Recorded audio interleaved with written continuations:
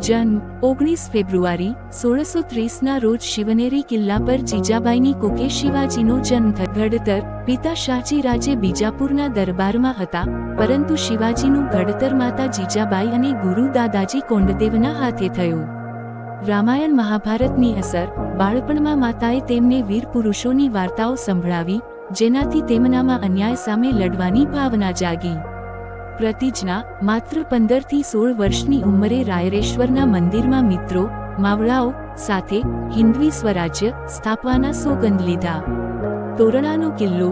1646માં પ્રથમ વિજય તરીકે તોરણા કિલ્લો જીત્યો અને સ્વરાજ્યનો પાયો નાખ્યો. ત્યારબાદ જાકણ, કોંઢાણા અને પુરંદર જેવા કિલ્લાઓ જીત્યા.